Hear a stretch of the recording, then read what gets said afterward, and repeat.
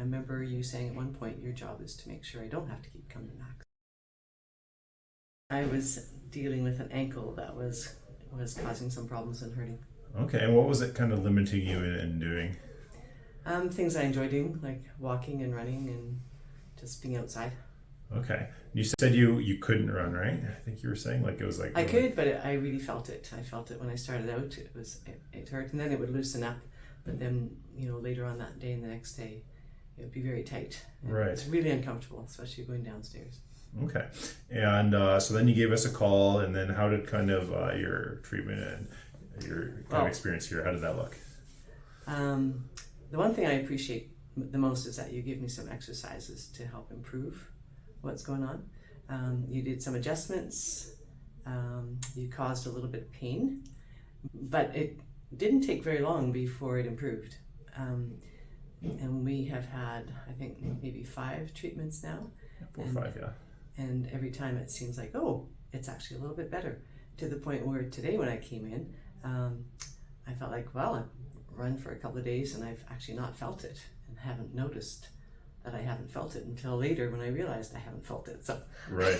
So things are pretty much good to go now, nearly, right? Right. And the other thing that I have appreciated is that you don't just look at the local issue that I complain about, but look to see other issues that might be going on and how that might be affecting my knee and my hip, and having suggestions for that. Because as you pointed out, a person at my age got to take care of things because they do tend to seize up and get more uncomfortable. Yeah, So, you're 32, I believe, right? yeah, that's pretty close. Yeah. And so now you're able to run. You're not getting any discomfort in the ankle. Things are looking pretty bright, and all of that.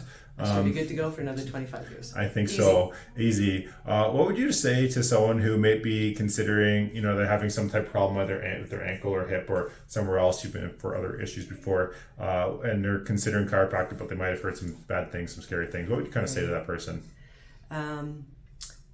A couple of things, I guess. One, don't wait too long. I would take some action.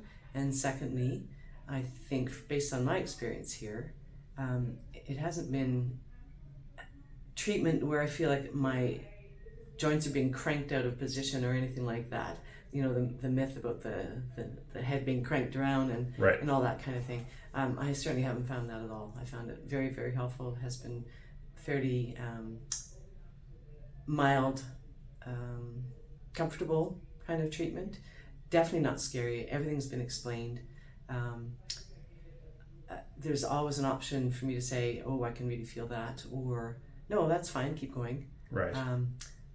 So there's always that check-in to make sure that it's feeling okay and that what you're doing is going to be helpful. So like we communicate, this is what I'm hearing. That's huge. Yeah. That's huge.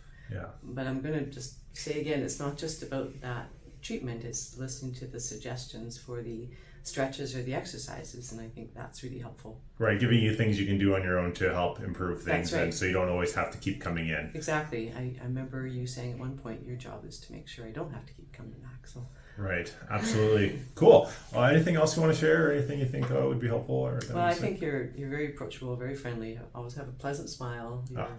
You're not arrogant or rude or presumptuous. Well, that's great to hear. I really appreciate it. Well, thanks again. Thank you.